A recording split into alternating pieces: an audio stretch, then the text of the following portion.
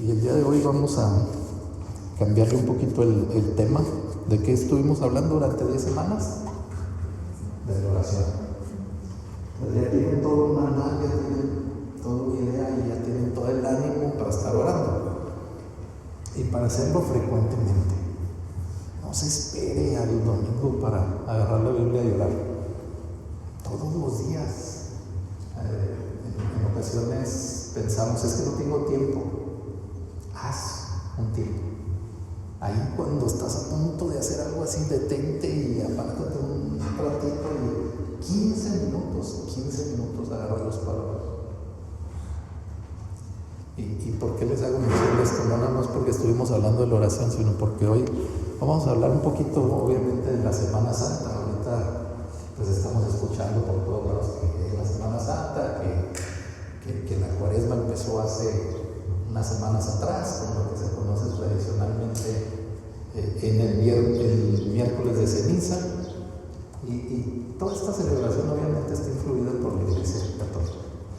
Está diseñado, tienen las fechas, pero no quiere decir que así es, porque en ocasiones a lo largo del transcurso de la Iglesia se fueron estableciendo estas tradiciones y se fueron estableciendo para que la gente entendiera algunas cosas, pero no quiere decir que precisamente así eran en el pueblo judío.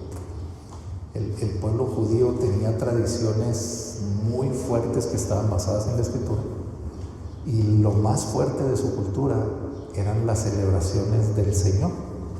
Y me gusta, como oí una vez un pastor decirlo, porque a veces decimos las fiestas del pueblo judío, y pues no son las fiestas del pueblo judío, son las fiestas de Dios. Las fiestas eran del Señor y las disfrutaba con su pueblo. Y ahorita esas fiestas en el pueblo judío las siguen celebrando.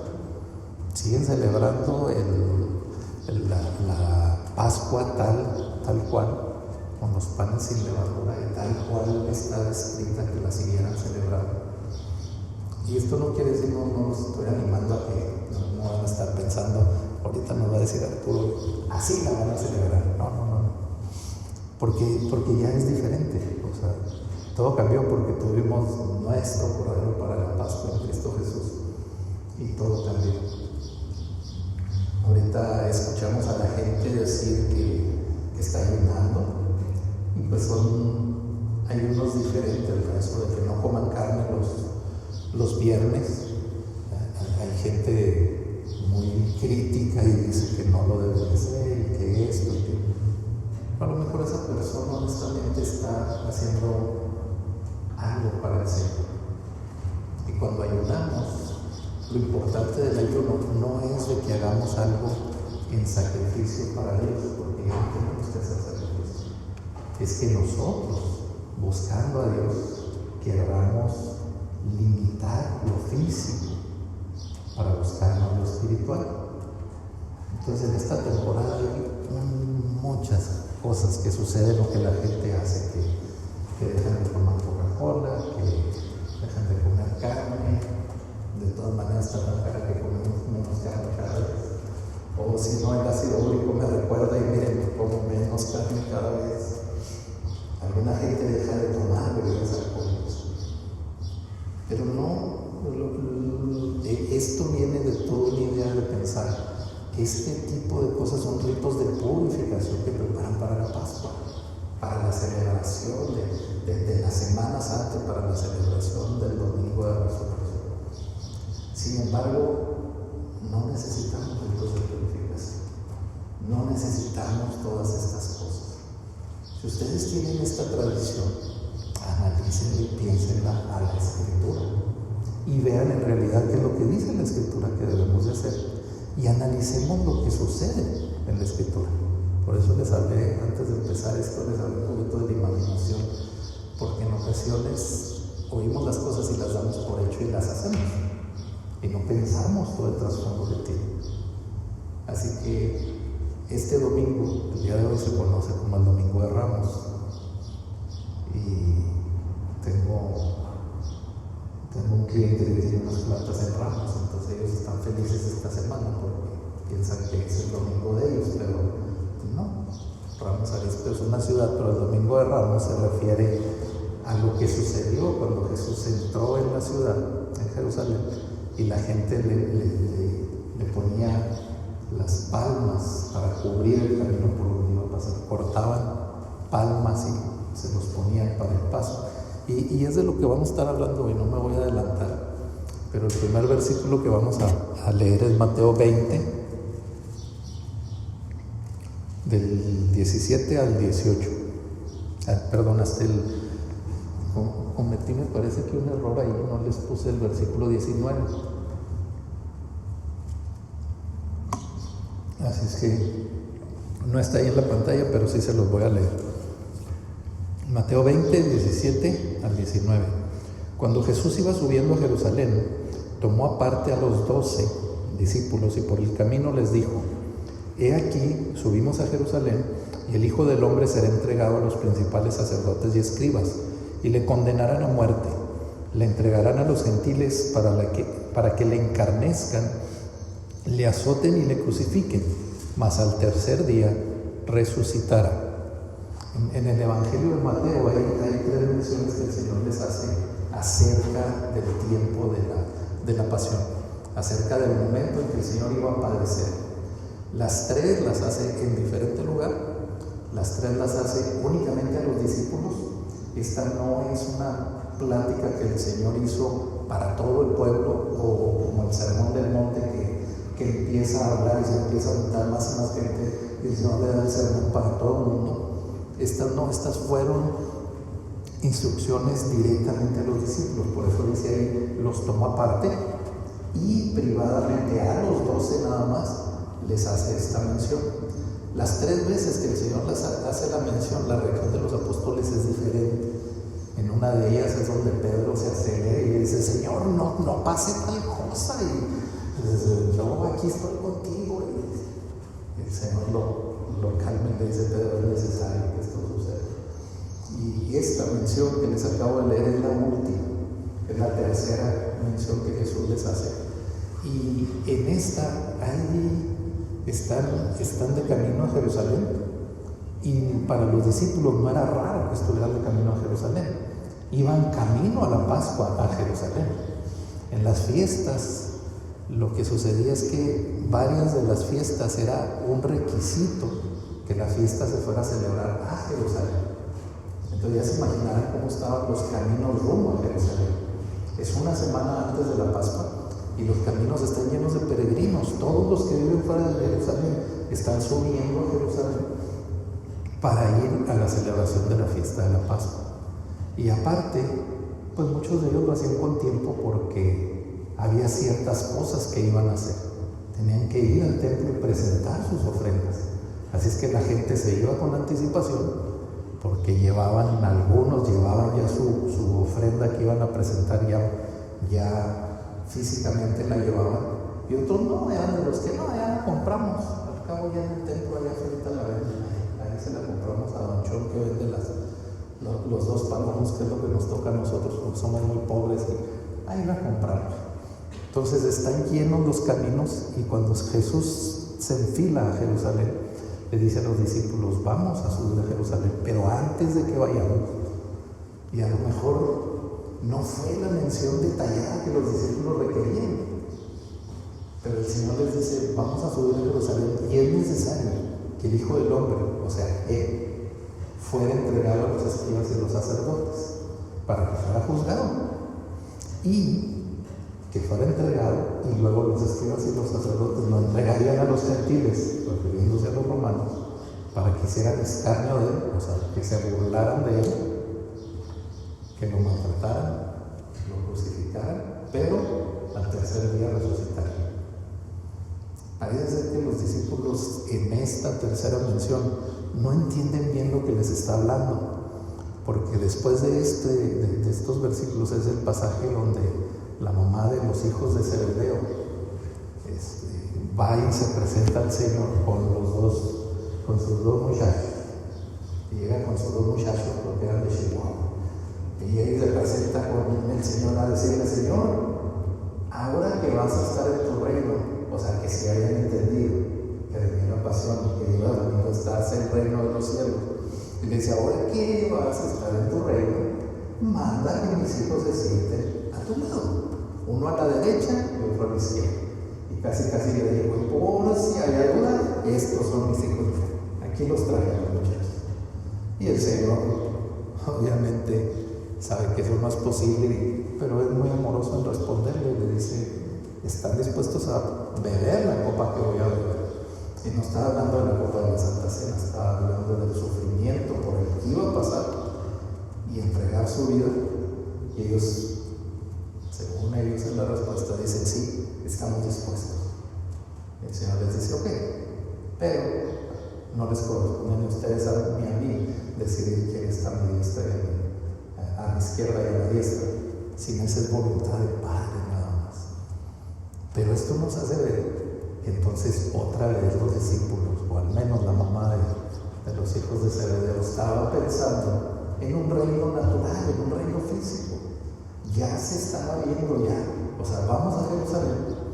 La profecía dice que el rey vendrá en Jerusalén, entonces el Señor va a tomar el reino, establecer el reino en Jerusalén, y cuando entren en el palacio, que estos dos chavales, los que van ahí enseguida estaban otra vez pensando en lo natural, estaban pensando en un reino de hombres, en el que Jesús iba a tomar todo el poder y el control, iba a deshacerse de los romanos, iba a liberar de la esclavitud al pueblo de Israel. Pero la historia era un poquito diferente. Lo que el Señor estaba haciendo no era para traer un reino físico y de poder sobre los que oprimían al pueblo de Israel. Era el reino espiritual el que el Señor estaba estableciendo. Y en preparación de la entrada que iba a hacer a Jerusalén, el Señor les da una encomienda a los discípulos que está en Mateo 21, del 1 al 3.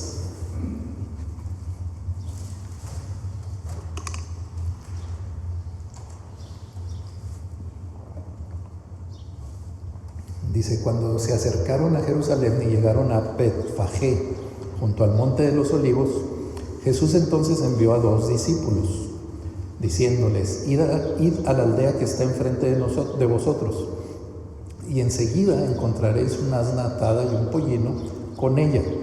Desatadlo y traédmelos. Y si alguien os dice algo, decid, el Señor los necesita, y enseguida los enviará. Lo sorprendente del pasaje es que los discípulos obedecieron. Eso es lo sorprendente del pasaje. En los otros evangelios se menciona nada más al asno, no se menciona la asna, se menciona como si nada más fuera un asno. Pero Mateo tenía su porqué, está siendo más descriptivo y está diciendo, está la burrita y está el burrito, su cría, me vas a traer a los 2. Mateo en esta parte fue un poco más descriptivo que los otros evangelistas. Y en los otros evangelios sí dice que cuando van y toman al burrito, sí hay gente que les pregunta, ¿a dónde van? ¿Por qué lo están agarrando? Es que el Señor lo pidió. No, entonces llévenselo. Desátenlo y órale, llévenselo.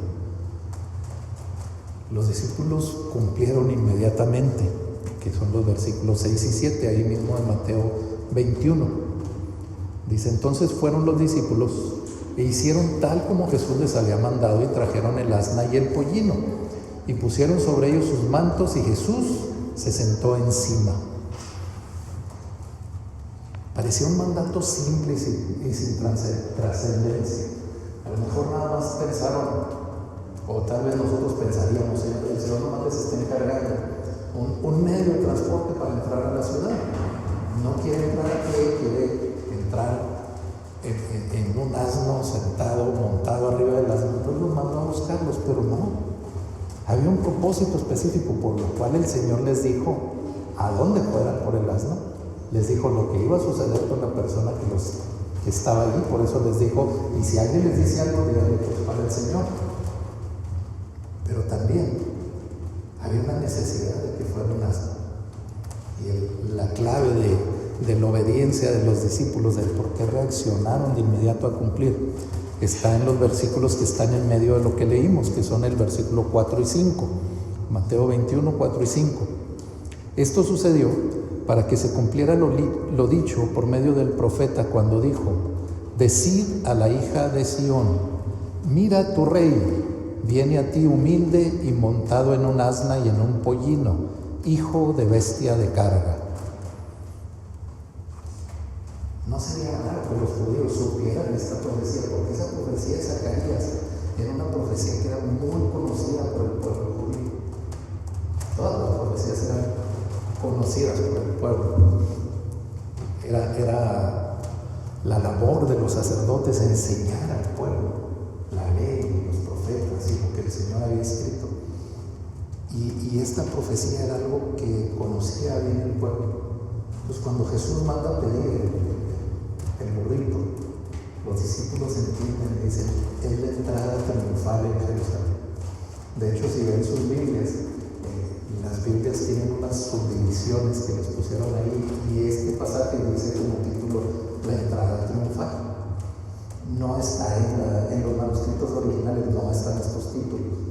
Estos títulos los agregaron los que fueron haciendo las traducciones para que nosotros tengamos un panorama más claro de lo que nos están presentando el Señor y lo veamos agrupado en ciertos temas y podamos entender un poquito mejor. Es una ayuda este subtítulo que ven ahí, pero dice la entrada triunfal. Y los discípulos obedecieron de inmediato lo que el Señor dijo. Nos hace pensar que los discípulos conocían esta profecía y dijeron: es la entrada, es donde el Señor viene, es donde el Señor, como Mesías, se presentará delante del pueblo como el rey legítimo, porque dice la profecía. Vamos a leer Zacarías 9:9.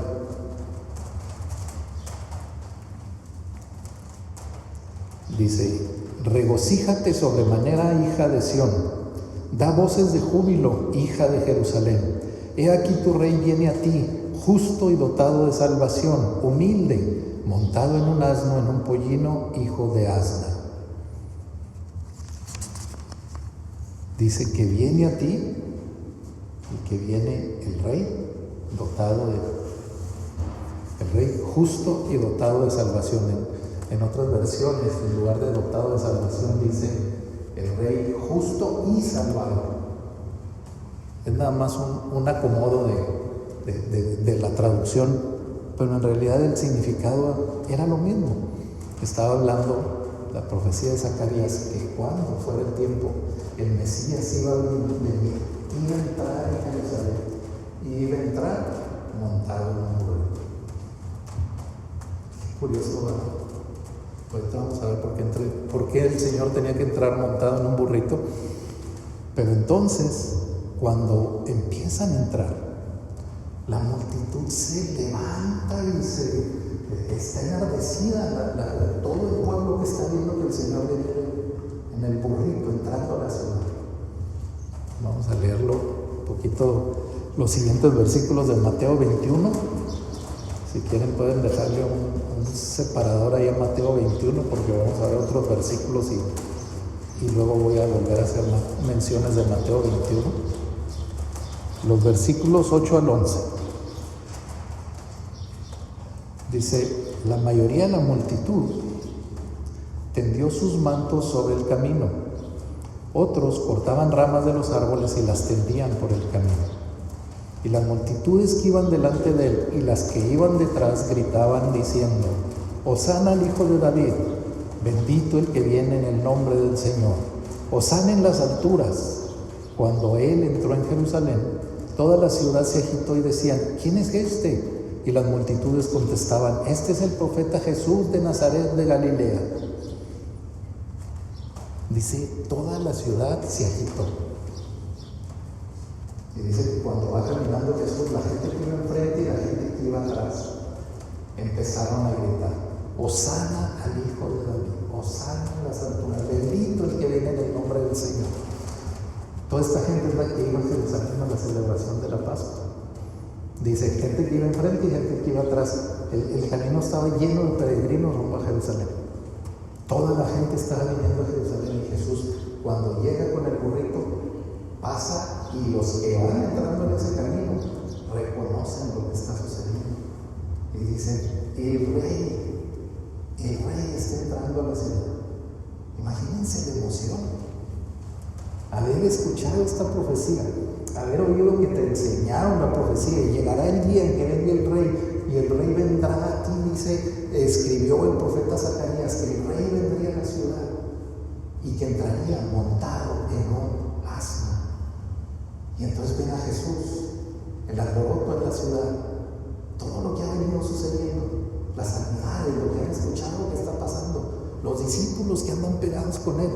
Y la gente dice, este es el rey, por eso le dicen hijo de David. Era el linaje de los reyes, era un linaje de rey, decían, él es. Y ahora sí viene entrando, este es el año. Por eso se agita la ciudad, por eso hay alboroto, porque reconocen y dicen, el rey legítimo. Porque había reyes en Jerusalén, estaba el rey Herodes.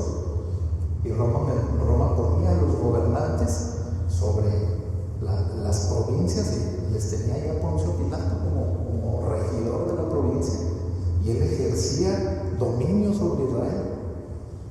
Pero el rey legítimo venía entrando en el burrito, y el rey legítimo se estaba acercando a la ciudad se empieza a agitar.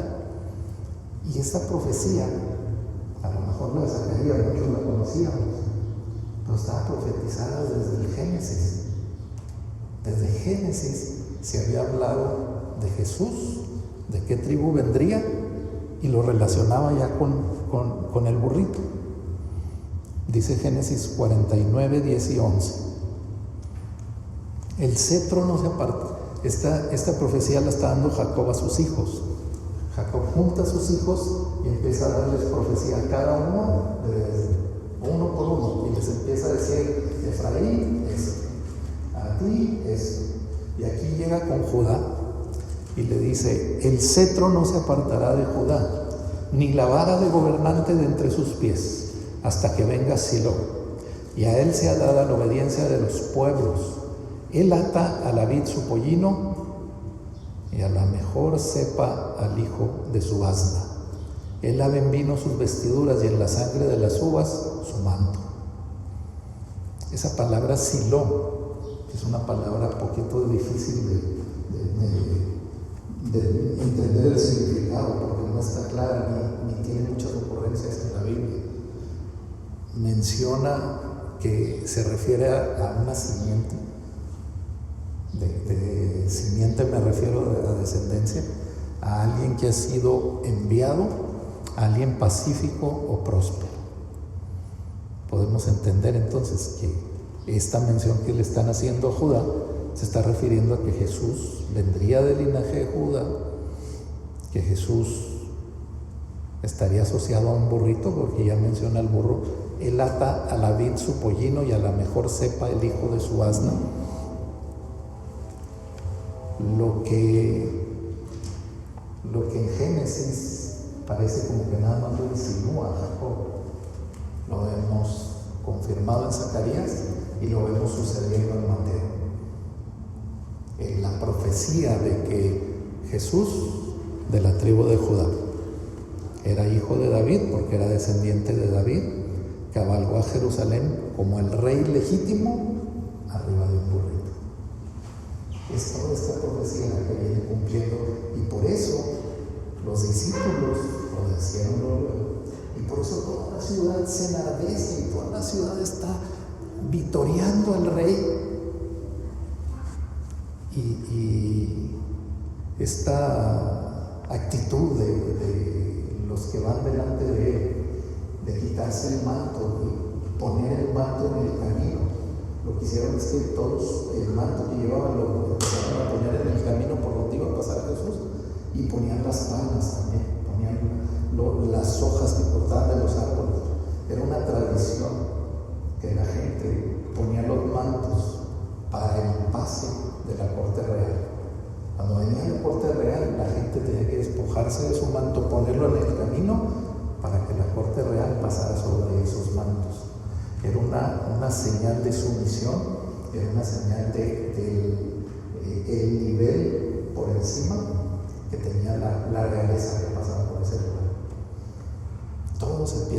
quitarse el manto y empiezan a tapizar el camino para que el rey, que viene en un burrito, pase por encima y lo vitorea y le dice: Hosana al Hijo de David, bendito el que viene en el nombre del Señor. Están refiriéndose a la profecía. Ahí no se paró el sacerdote, no salieron al encuentro a decir: este es el cumplimiento de la profecía. La gente lo entendió, la gente recordó lo que sabía de la profecía y entonces empieza a reaccionar conforme a la profecía y lo empieza a vitorear porque esperan que esta sea la entrada triunfal y que el rey legítimo comience a gobernar Jerusalén. Yo creo que nosotros también debemos de pensar que el rey legítimo es soberano y merece que a su paso nosotros pongamos nuestra voluntad, pongamos nuestro carácter, pongamos nuestro corazón y nos sometamos a él. En muchas ocasiones en la Semana Santa se habla de que el siguiente domingo Jesús resucitó. No, es una celebración. Jesús está resucitado desde siempre.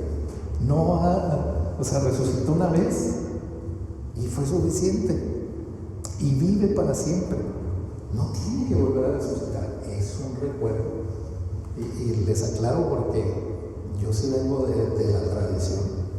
A nosotros nos llevaban al recorrido de las que eran 7 iglesias.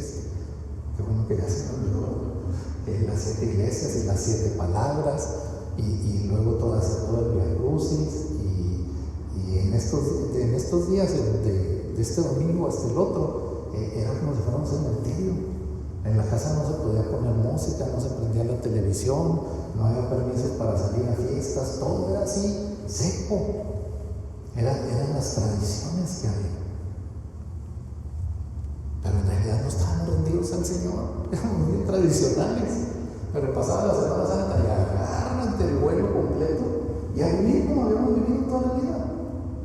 Tengo un conocido que normalmente, empezando la Cuaresma, él deja de hacer algo, deja de tomar café o deja de hacer algunas cosas que hace, deja de ir al gimnasio o cosas así, hasta el domingo de resurrección. Y se supone que es cristiano y a veces juega mucho con esto y dice: es una manda. No, espérate, los cristianos no hacen mandas, perdóname. Si los católicos y los demás tampoco deben de ser mandas, por lo menos un cristiano.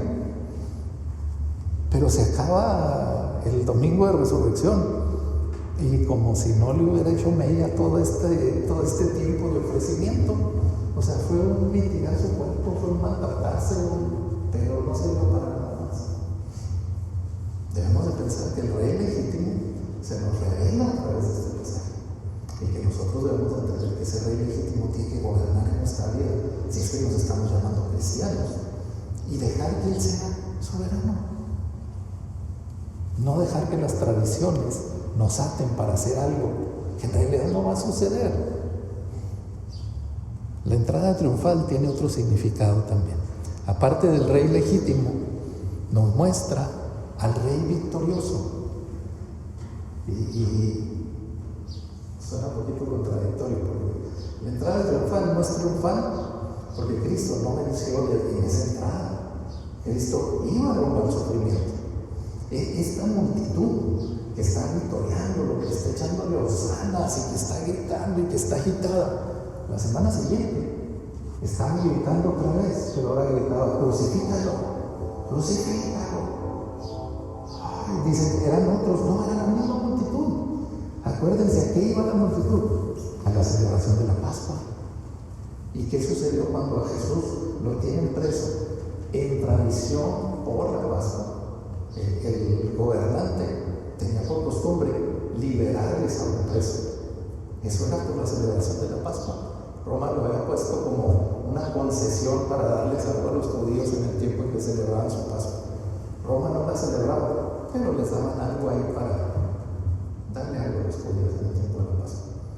Es la misma multitud que llegó a Jerusalén, es la misma multitud que dijo: aquí viene el rey legítimo, aquí viene montada.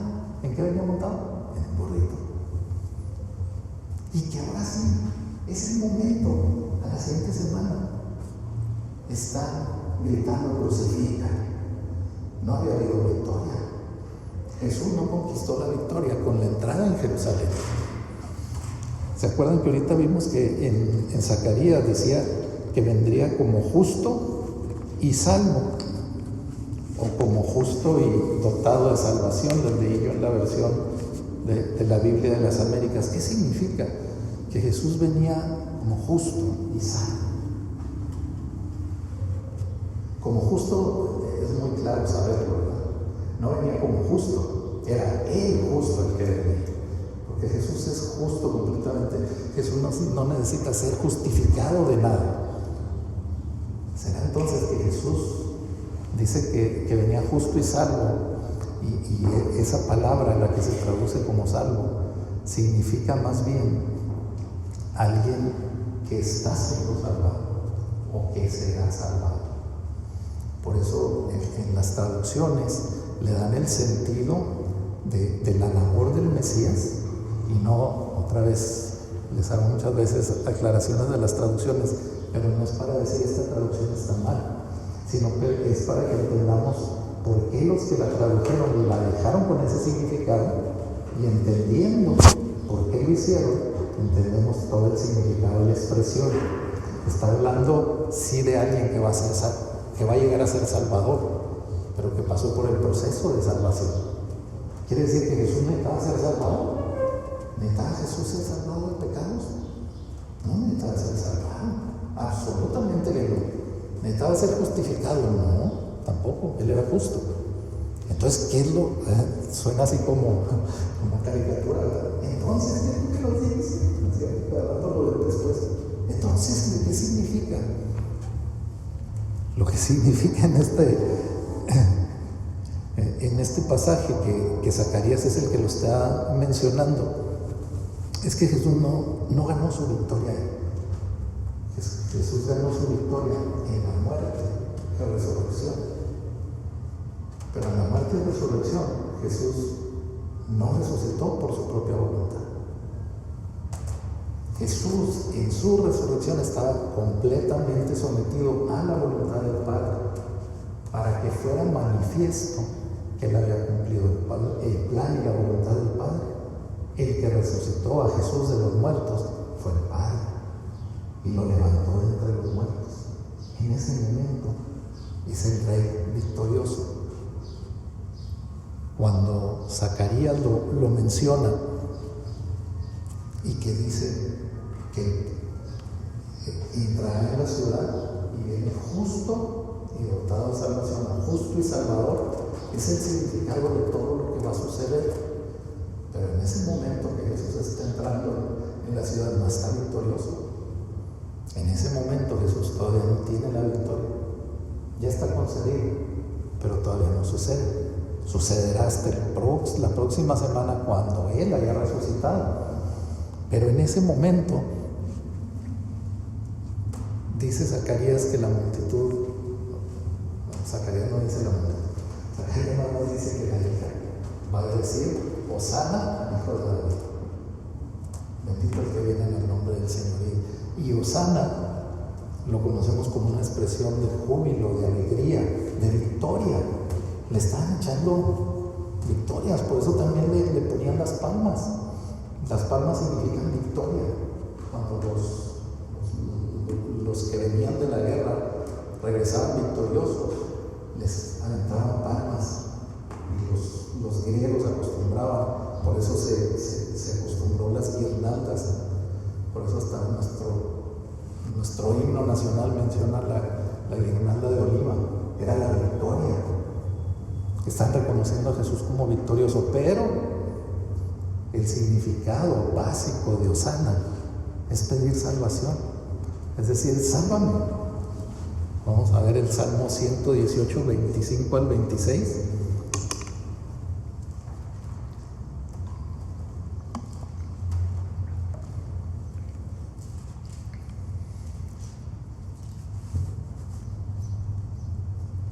Dice: te rogamos, oh Señor, sálvanos ahora. Te rogamos, oh Señor, prospéranos ahora. Bendito el que viene en el nombre del Señor. desde la casa del Señor os bendecimos.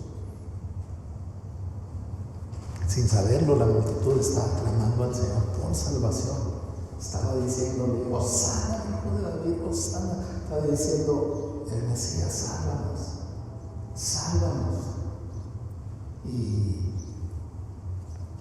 al ver que la victoria de Jesús fue conseguida a través de su muerte y resurrección, y que el Padre es el que da esta victoria a Jesús resucitándolo de entre los muertos, el significado para nosotros es que nos puede salvar a nosotros, que está capacitado para salvarnos porque el Padre se lo otorgó en su voluntad al momento de resucitarlo y salvarlo, y ahora Él puede salvarnos y Él podrá resucitarnos en el día posterior. Él nos va a levantar.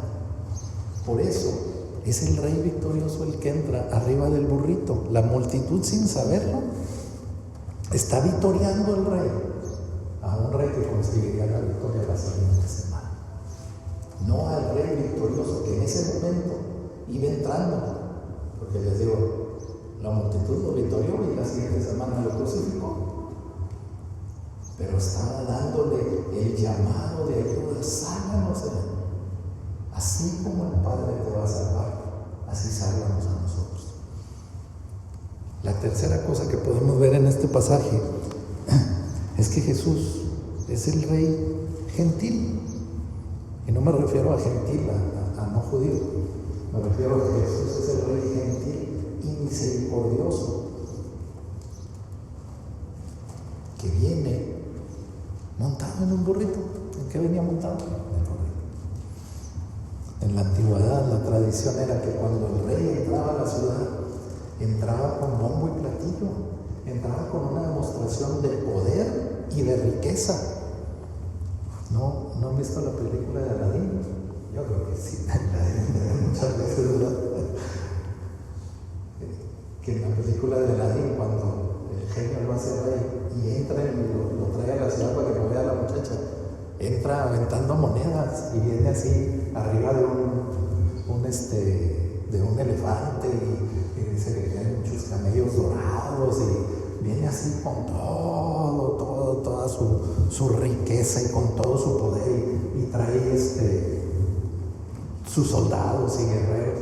Esa era la tradición cuando el rey entraba en una ciudad, y si el rey había conseguido la victoria sobre esa ciudad, el espectáculo todavía era más grande porque entraba cargando las riquezas del botín. Aparte entraba con todos sus soldados y guerreros victoriosos, y entraba con los prisioneros encadenados y exhibidos desnudos en la procesión. Y si habían capturado al rey y había quedado vivo el rey de esa ciudad, era el que iba primero en la fila. ¿Para qué? Para burlarse del rey que habían conquistado. Eso es lo que era la tradición de los reyes. Pero Jesús no entró de esta manera. Jesús estaba entrando y la profecía decía que el rey era el que estaba entrando a la ciudad. Pero Jesús vino de manera humilde. Vino montado en un burrito. Y para colmo de males, ¿verdad? El burrito, mira, era un burrito prestado. Mandó pedir el burrito. Trae el burrito que está allá, está con la mamá. Se traen a los dos y entramos a la ciudad de compasión. Los discípulos, si recuerdan el pasaje ahí que leímos, dice que traen el burrito y luego le ponen, arriba del burrito le ponen sus mantos. Pues era para hacerle una silla de montar, para que entrara más cómodo, porque se lo trajeron a pelo al burro sin dónde lo montara Jesús. Le improvisan ahí una silla de montar para que se suba. Y en lugar de entrar Jesús en el caballo fuerte y poderoso y entrar con sus riquezas y mostrando a todo, Él dice que va entrando para ser entregado, para que sea burlado Él, para que lo escarnezcan a Él, no escarneciendo a nadie más. Wow, qué diferencia contra los reyes de la tierra que entraban. Y entraban. ¿Cuál sería el propósito que hicieran los reyes todos? Que entraran con esa procesión, con las riquezas y con el poder. Mostrarle a los súbditos con quién se estaban metiendo. Era mostrarle, mira nada más quién es el que gobierna. Si te levantas, tú eres pobre, yo soy rico. Tú eres débil, yo soy fuerte. Les querían mostrar cómo iban a someter a los súbditos. Pero Jesús entró para salvar a los súbditos. Jesús entró para mostrar misericordia por aquellos a los que iba a gobernar. Y entre eso estamos nosotros. Todavía no llegábamos, pero ya estábamos contados en la historia. Isaías 62:11 confirma la profecía que hemos estado viendo.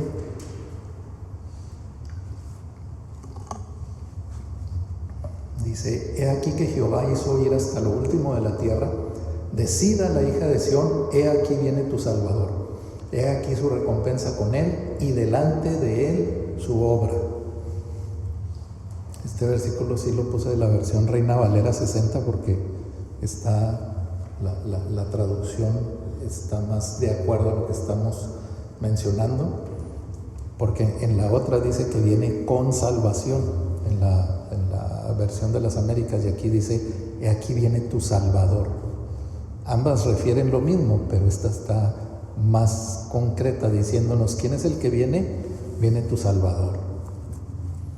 El Salvador humilde, el Salvador legítimo, el Salvador victorioso, que vino no solamente para ser rey de los judíos, sino que vino para que en su nombre se doble toda rodilla. Y vino para ser rey de toda nación. Dice la Escritura que de toda lengua, tribu y nación. Y así es como está llegando Jesús. Así es como se está mostrando, y está mostrando la gentileza, siendo que Él era omnipotente, muestra su gentileza y muestra la mansedumbre. Si se recuerdan, la semana pasada dijimos lo que era la mansedumbre. La mansedumbre es el poder bajo control. Es como un caballo, creo que les puse el ejemplo. Un caballo que es fuerte, tiene bríos y todo, pero está salvaje. Y cuando ya toman ese caballo y lo traen para servir en labores de la granja, el caballo no perdió su poder, simplemente ahora el caballo es manso. ¿Por qué? Porque todo ese poder del caballo está sujeto a la rienda del amo, que le va a decir qué es lo que hay que hacer, y el poder lo va a utilizar para las labores de la granja. Jesús es omnipotente, pero manso. Todo ese poder tiene un control. ¿Y saben aquí cómo se llamaba ese control? La voluntad del Padre. Jesús no vino a hacer nada por su propia voluntad. Jesús no vino a hacer nada por su propia gloria. Si no se imaginan, no se han puesto a pensar cómo hubieran visto ustedes si ustedes fueran arriba del burrito. Van entrando a la ciudad, van arriba del burrito, les van poniendo los mantos enfrente, las palmas, la gente victoriándolos, gritándoles: Hosana, bendito el que viene en el nombre del Señor. Hombre, hubiera flotado el burro a las nubes, ya vendríamos nosotros en las nubes, con permisito. Hagan más campo, que aquí viene el Salvador. Jesús no. Jesús entró en una manera humilde y gentil, mostrando que toda esa omnipotencia que tiene está bajo el control del Padre. Es que nuestro Rey gobierna con una fuerza sutil, en la cual no solamente nos cuida, sino que nos sustenta, nos salva y nos sana. ¿No les ha tocado que los sane el Señor de algo? A veces hasta una gripita y dicen: oye, ¿cómo se me quitó rápido? A veces nos ha tocado ver sanidades. A veces al Señor le place sanar a una persona que está en silla de ruedas y levantarle y que camine. Está en su voluntad, no en la nuestra. A nosotros nos llama la Escritura nomás a orar por la persona. Si sana o no sana, eso es cosa de Dios. Nosotros tenemos que tener fe nada más para orar y creer que a eso fuimos llamados. Pero Él, en esa gentileza, en ese amor por nosotros, nos salva y nos sana. Y aparte, sana nuestros corazones. Y Y no nada más sana nuestros corazones, no es una expresión en pasado. Tiene que ser una expresión en un presente continuo, como sucedía con el griego. ¿Por qué? Porque Él sana y sigue sanando nuestros corazones. Ninguno de nosotros deja de ser lastimado. Todos vivimos todos los días situaciones en nuestra vida y hay algunas que nos alegran, nos motivan, nos animan y otras que como nos entristecen. Otras que se nos oponen y nos retienen. Bueno, Jesús gentilmente quiere tratar con esos problemas de nuestro corazón. Quiere que nosotros nos rindamos al Rey legítimo, creamos en la victoria que Él conquistó para traer victoria a nuestra vida y que finalmente entendamos que el Rey gentil hasta nos cuenta en su familia. O sea, ¿quién de los reyes que entraba en una ciudad entraba para hacer de esa ciudad su familia? Para salvar esa ciudad y hacerla su familia. Los hacían sus súbditos, los sometían, los sobajaban y luego los oprimían con impuestos y con cargas y con trabajo. Y Jesús lo hizo al revés. Jesús entró humildemente arriba de un burrito para mostrar que Él no venía a someter, a sobajar, ni a imponer cargas sobre ninguno. Al contrario, venía a quitar la carga, nos quitó la ley. Dice Jesús, espérame, entonces ya podemos robar. No. Nos quitó el peso de la ley sobre nuestra vida, en la cual nunca lo hubiéramos cumplido, nunca hubiéramos sido salvos.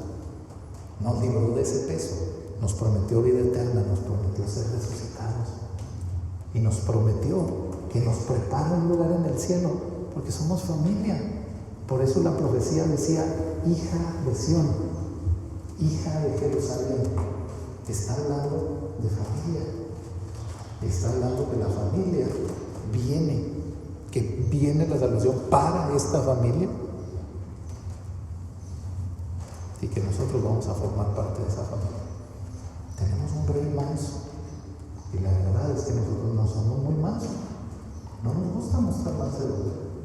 Se ve más padre mostrar fortaleza. Se ve más padre mostrar duro. ¿No conocieron ustedes personas que las conoces y se ven por fuera y dicen, hombre, es implacable, así? Y luego, después te das cuenta que llegaba a su casa y lloré todo el día porque nomás era una careta para que no lo volvieran a hacer. Porque nomás era estar haciendo el fuerte para someter y patear al perro, no le digo nada. Pero llegaba a la casa y su corazón deshecho. Nosotros como cristianos tenemos la obligación de mostrar esa mansedumbre. 2 Corintios 10:1.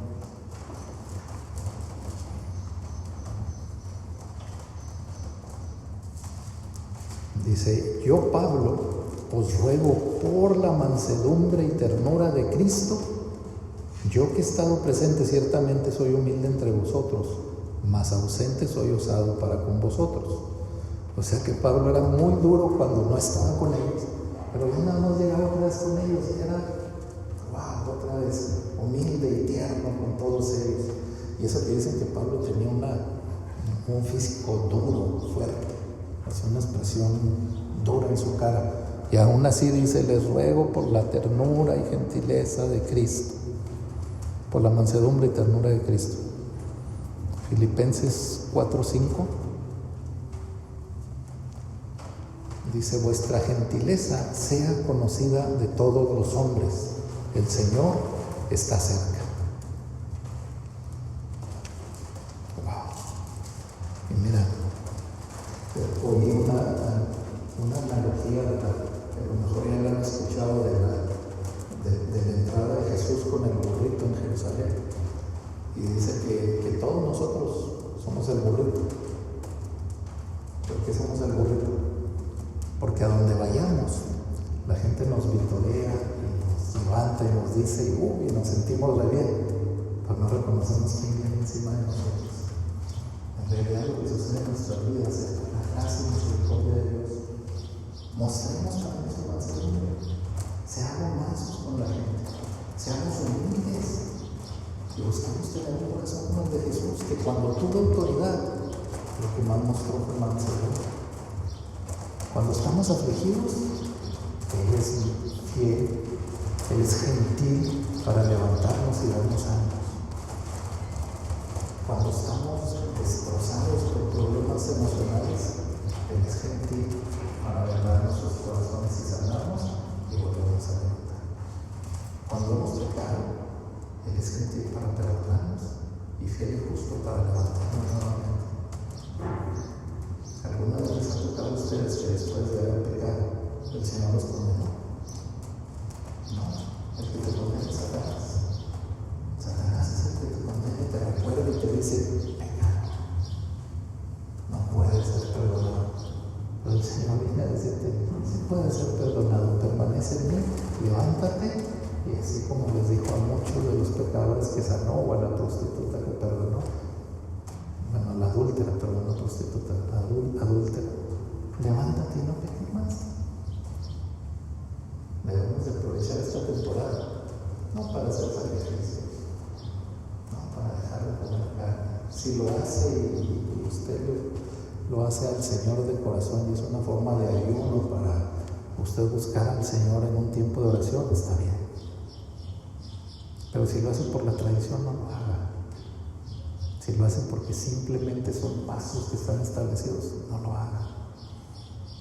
Y a veces pensamos, es que la iglesia tradicional nos ha impuesto esto y después los cristianos nos ponemos mucho a hablar de otras cosas.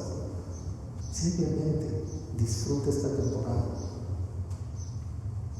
siendo manso y humilde con la gente, reconociendo al Rey legítimo y sometiéndose a Él, tomando la victoria en Jesús y entonces mostrándole a las personas, siendo manso para amar a la gente, siendo manso para mostrar que el Señor, en lugar de entrar en un caballo, entró en un burrito y prestarle el burrito.